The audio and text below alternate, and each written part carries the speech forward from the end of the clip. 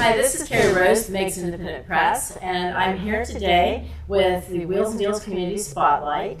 We are featuring each week, we're going to be featuring somebody in the community, an organization, or a person. We're going to be doing some things that are positive and talking about some things. We're also going to be doing informational type things.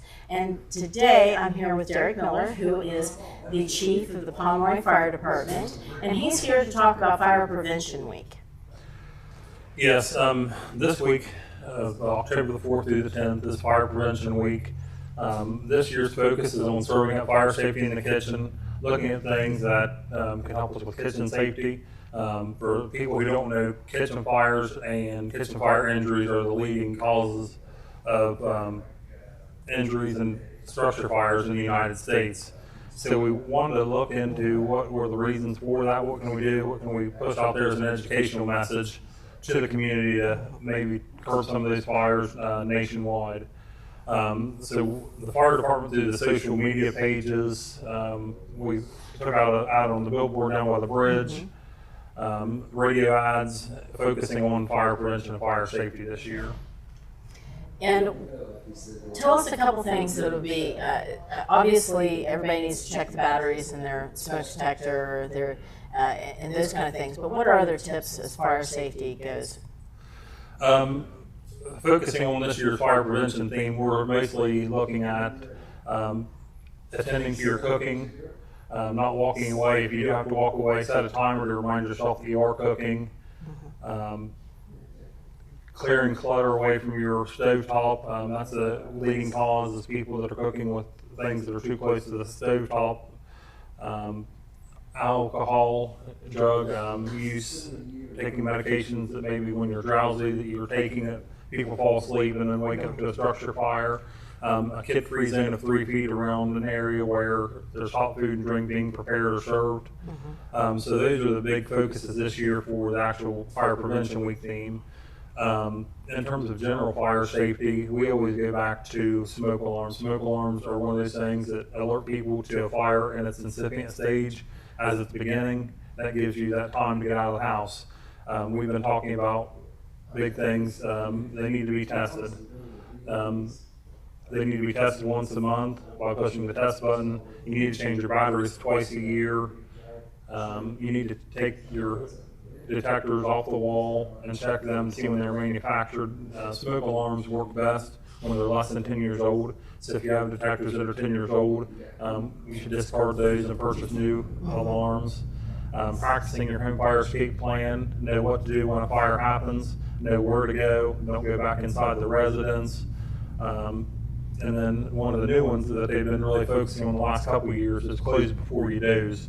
It is putting a focus on closing your bedroom door every night before you go to sleep. I know that people have different opinions on that type of thing, how they prefer to sleep in their own house. But if you go back and look at pictures of houses that have caught on fire and the damage from a closed door to an open door, giving that fire the extra oxygen it needs, it could be the difference between life and death. And those are some very dramatic photos. If you haven't seen that, they're very dramatic. You literally see just absolute devastation on one side of the doorway, and then the room looks untouched on the other, as far as the fire goes. So that is important as far as keeping that door closed, and that can really literally be life and death.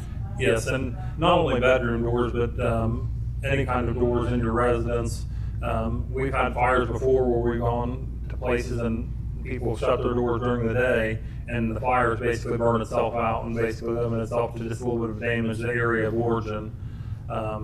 With that, like you said, there's a big difference between a room that had the door open and a room that did not. And that's the big thing. People think a lot of people die in actual fire or the flames, and it's really those superheated gases and everything that burns off inside the residence and the CO that kill people in structure fires. And that's something else too to have in addition with your smoke detector is the CO2 detector as well, carbon monoxide detector. Yes, talking about smoke alarms and carbon monoxide detectors, they should be throughout the residence. You need coverage in your residence. One of the things with smoke alarms and carbon monoxide detectors, You need to get those in, especially smoke alarms, in all of your sleeping areas, outside each separate sleeping area. So, for example, if there's bedrooms on one end of a hallway, get some of that in. If the master bedroom's on the other end, get them there, including attics and basements and things like that also. And carbon monoxide detectors also, it's nice to have several of those inside your residence. And another thing is a couple portable fire extinguishers. We don't want to train anybody to necessarily be a professional firefighter or have to try to put out flames themselves, but you're talking about being able to maybe stop a small fire on the stovetop and a trash can. That's another big one too, is having a portable fire extinguisher close by, especially in kitchen areas like that where these fires start.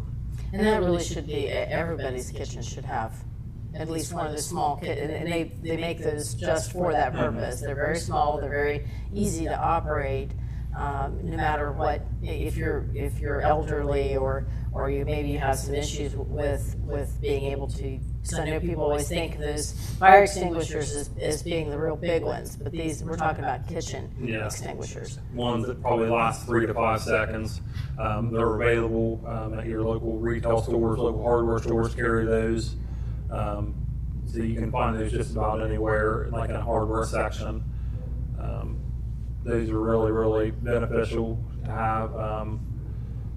We had a fire a couple weeks ago and out on State Route 681, and they had a couple of extinguishers, and it saved probably the house from going up, because when they woke up to the alarms in the house, they had basically started a structure fire on the walls, and they were able to get a couple extinguishers and put them to use. And basically, by the time we got there, we overhauled a little bit, but it saved the trailer from probably burning to the ground and having heavy damage to just a little bit of fire damage. And that is a big deal. I couldn't tell you how many home fires that I've been to, that I've covered in my career, and that is something that you don't want it. There's a point where you don't want to stay in the home, but if it's something that you can use a small fire extinguisher like that you can knock it out, or at least get it knocked down to the point that then when you guys come in, they can take care of it the rest of the way, and you don't have as much damage and as much loss. Yeah. Like I said, anything we can do, we don't want to train people to be professional firefighters. I know that's not people's job. We want you to get out of the house. That those small fires that we can maybe prevent or limit a little bit of the damage. We definitely encourage everybody to have one of those on standby. And one of the things that you need to do too, and I've been there when there's been different activities. Normally, your children this week at school get to have all kinds of interaction with the firefighters. And of course, with COVID, that's not quite happened the same. But one of the things that they do is they have firefighters there in their gear.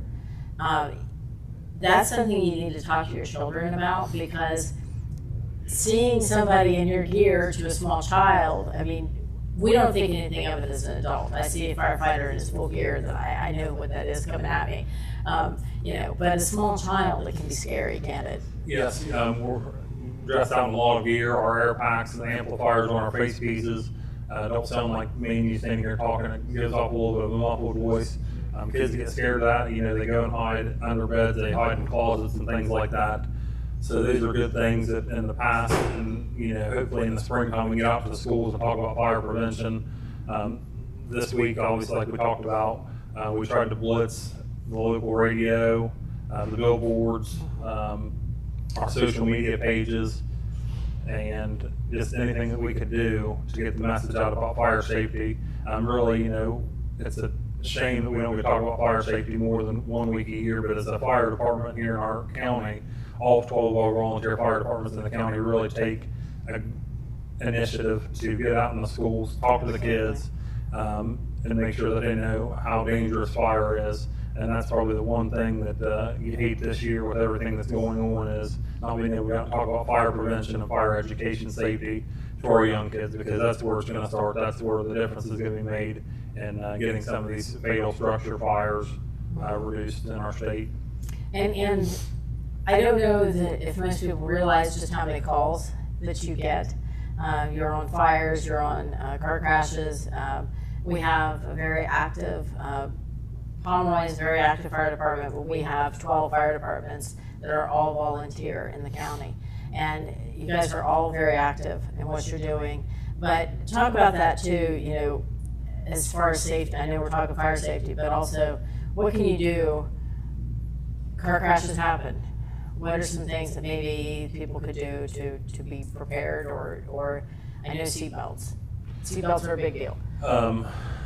The usage of seatbelts, like our friends from the State Highway Patrol, Sheriff's Office, local police departments will tell you those seatbelts save lives.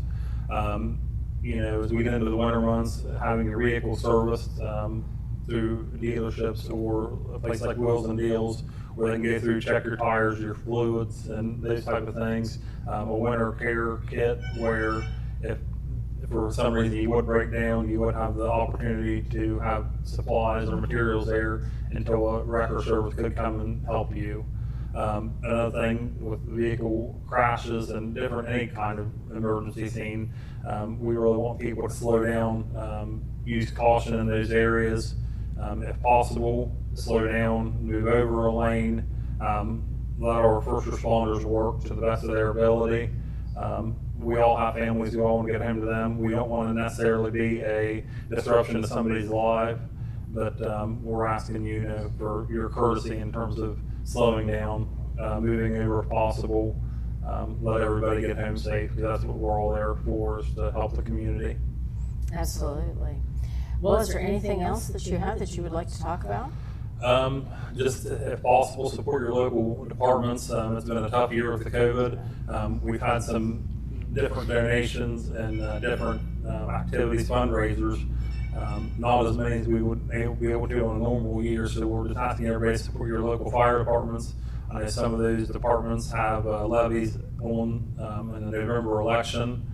I'm not going to stand on the sounding board and beg for your votes, but fire levies are basically our sole source of monetary budgets throughout the county. That's how we're funded.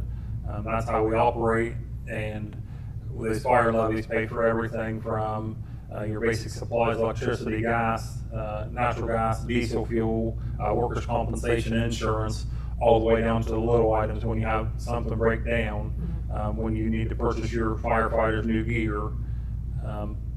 What does it cost to outfit one firefighter? From head to toe, you're probably looking at $6,000 easy, and that's probably not including an air pack. And you're under a lot of regulations. The fire departments here are all volunteer, but they have to adhere to the same standards and the same things that throughout state, you have requirements you have to meet. So every so often, those packs have to be replaced. They can't be used endlessly. There's a point where you have to replace and upgrade equipment. Yeah, everything's tested every year. Every department in the county has to have their SCBA bottles flow tested. Ground and aerial ladders have to be checked and tested. You have to have your fire pumps tested on your trucks. You have to have your fire hose tested, and just all these types of things. You want to make sure that you're putting your firefighters who are in harm's way in the best possible equipment and the best possible gear that you can. And that is something, I mean, that you can think about some of the big events that have happened. Of course, the Nixon Independent Press covers those. The Wild Horse Fire, the fire that was at the former Midwest Steel facility. I mean, we've had some doozies. Yes. And I mean, that's not ancient history. I know someone shared the Stifler's fire again, but that's not ancient, but it's older. We have a lot here lately that has happened within the more recent history, and you guys prepare for that. You train for it. You're there when we need us. Yeah. When we need you. I'm sorry. Yeah. A lot of people don't understand that we don't particularly prepare for the emergency after it happens. We don't respond to it. We have to prepare as if it could happen tomorrow, if it could happen next week. And that's all in training and preparation and going out and seeing these buildings, walking through them, seeing what's all going on as they renovate and add on. We try to get out, get in these buildings, get floor plans, see what's in there, and have basically what we call a pre-plan so that if that building will catch on fire, we know what kind of water supply do we need, how many extra additional engines are we going to need, what kind of manpower are we going to need to fight a fire in a big business or in a structure, especially, you know, when you get out in the county and you don't have hydrants, you know, what kind of tankers you're going to need to extinguish that fire. There's a lot of work that goes on behind the scenes. But again, I thank you for coming on today. And again, remember fire safety, be aware of your surroundings, be aware of what you're doing in the kitchen and in the whole home. And talk to your family about fire safety. Have a plan. Be aware. That can go a long way to saving people. And it is something that you just absolutely, it's a difficult scene and it's a difficult thing for the family that goes through those things. It's difficult for the firefighters and the first responders that are there as well. And that's something that, you know, if you can minimize it or you can keep it from happening, let's try to prevent it. That's the whole point of Fire Prevention Week. That's right. Fire prevention, check those smoke alarms, serve up fire safety in the kitchen, support your local fire departments. Anything you can do is greatly appreciated. Like our county association says, anything that you do, you're working to potentially save your life or the life of somebody that you love. So again, this is Carrie Rose, Makes It Independent Press. I'm here on the Wheels and Deals Community Spotlight, and my guest has been Derek Miller, Pomeroy Fire Chief. And we thank you for watching. We'll have something on next week. We'll be talking about positive things, good things, things that are going on in the community. This has been a real pleasure to be able to do as Wheels and Deals has invested in being able to present this for the community. So we'll see you next Saturday. Thank you, everybody.